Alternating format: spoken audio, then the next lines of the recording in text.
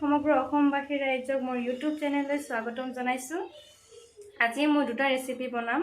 দুটা ৰেচিপি মই একেলগে বনাম আৰু সেই দুটা ৰেচিপি হ'ল এটা হ'ল বাঁহৰ গাজেৰে গাহৰি মাংস আৰু বেহৰৰ শাকেৰে গাহৰি মাংস। গতিকে পলম নকৰি চাই থাকক, আহক।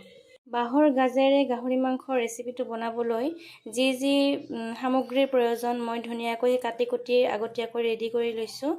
এইপিনে আছে বাঁহৰ গাজা, তাৰপিছত আছে এইপিনে পিঁয়াজ, আলু, তেজপাত, আদা নহৰু মই একেলগে পেষ্ট কৰি লৈছোঁ।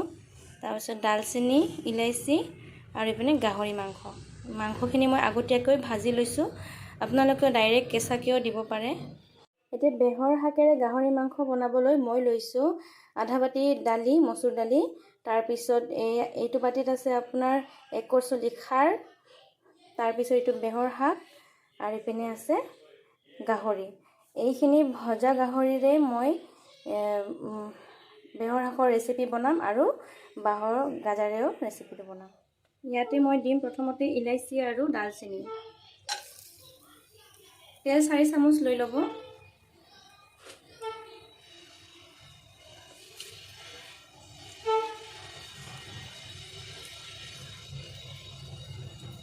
তাৰপিছত দিম তেজপাত।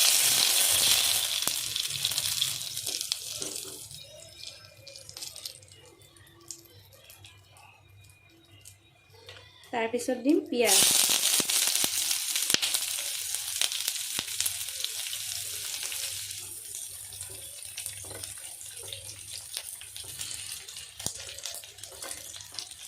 এতিয়া পিঁয়াজখিনি ৰঙচুৱা নোহোৱালৈকে লাৰি থাকিব।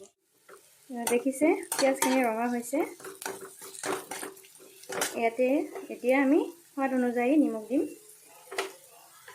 হালধি আধা চামুচ, জিৰা আধা চামুচ, এনেকৈ লাৰি দিম।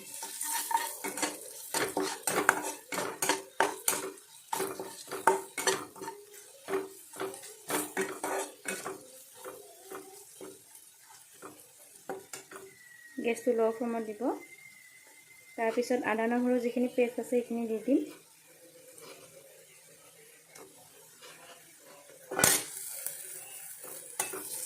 দি পেলাই এনেকৈ আদা নহৰুখিনি ভালকৈ ভাজা নোহোৱালৈকে ভাজি থাকিব লাগিব।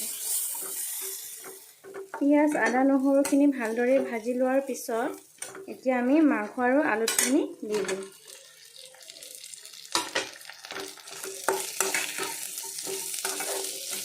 আকৌ ভাজি থাকিব। এতিয়া মাংসখিনি ঢাকি ভাজি থাকিলে হয়। এয়া চাওক, মাংসখিনি ভালদৰে ভাজা হৈ গৈছে।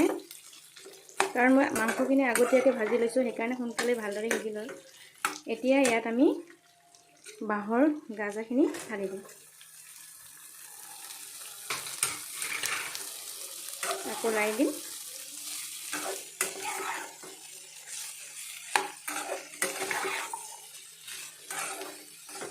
লাৰি ঢাকি দিম।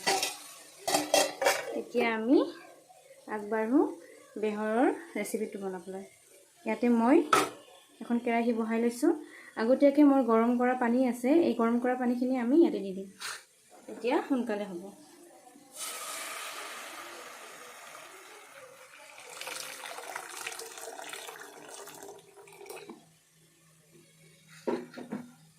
এতিয়া যিহেতু পানীখিনি গৰমে দিছোঁ মই, যদি ঠাণ্ডা দিয়ে তেনেহ'লে উতলিব দিব। তাৰপিছতে বেহৰ শাকখিনি দিব। যিহেতু মই গৰম পানী দিছোঁ, এতিয়া মই বেহৰ শাকখিনি দিব পাৰোঁ আৰু। কাটি লোৱা বেহৰ শাকখিনি মই এতিয়া দি দিম।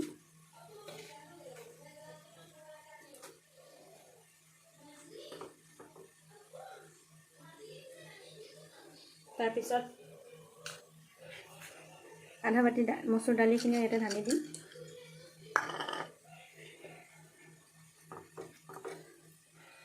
তাৰপিছত 1 কৰচলি কলৰ খাৰ ঢালি দিম।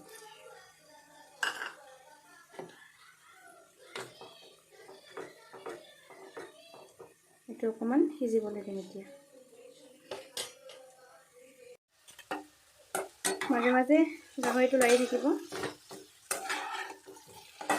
এইপিনে গাহৰি আৰু গাজাৰ ৰেচিপিটো হৈ আছে আৰু এইপিনে বেহৰ শাকৰ ৰেচিপিটো। এতিয়া কি কৰিম, এতিয়া এচামুচ কলৰ খাৰ মই এই বাঁহৰ গাজাত দি দিম। এতিয়া কি হ'ব, ইয়াৰ কালাৰটো ধুনীয়া হ'ব। চাওক লগে লগে ৰঙা হৈ গৈছে, কালাৰটো ধুনীয়া হ'ব। আৰু লগতে আপোনাৰ তেলখিনিও কাটি পেলাব। চাওক কি ধুনীয়া ৰঙা হৈ গ'ল, কালাৰটো চেঞ্জ হৈ গ'ল খাৰটো দিয়াৰ লগে লগে। গতিকে আপোনালোকে এনেকৈও দিব পাৰে, আমি নিদিলেও একো কথা নাই। এতিয়া আকৌ আমি ঢাকি দিম আৰু ইপিনে এইটো সিজি থাকিব ধুনীয়াকৈ। এয়া চাওক গাজাখিনি ভালদৰে ভাজা হৈ গৈছে। এতিয়া আমি ইয়াত অকণমান পানী দিম, গৰম পানী।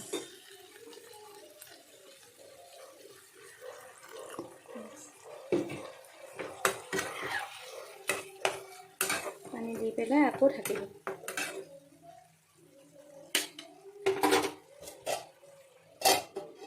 আৰু ইপিনে আমি কৰিম, ভালদৰে সিজি গৈছে।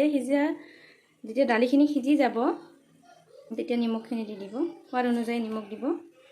তাৰপিছত আদাৰ পেষ্ট 1 চামুচ দিব, দি পেলাই ঘুটুৰি দিব।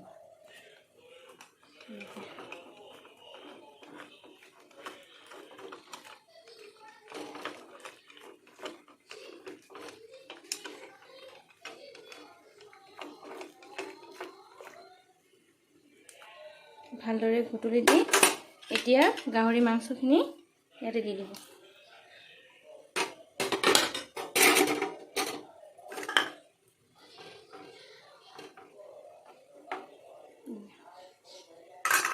এয়া চাওক আমাৰ গাজাৰে গাহৰি মাংসৰ ৰেচিপিটো অলমষ্ট হৈ গৈছে।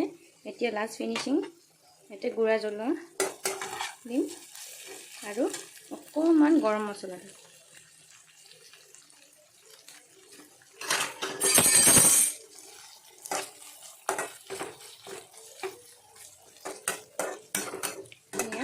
আমাৰ বাঁহৰ গাজাৰে গাহৰি মাংসৰ ৰেচিপিটো কমপ্লিট, আৰু ইপিনে খাৰৰ আঞ্জাও কমপ্লিট। এতিয়া আমি গেছটো অফ কৰি দিম।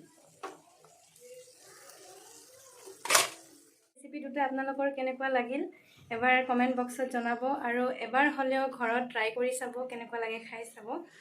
আৰু শেষত লাইক কৰিব, শ্বেয়াৰ কৰিব আৰু ছাবস্ক্ৰাইব কৰিবলৈ নাপাহৰিব।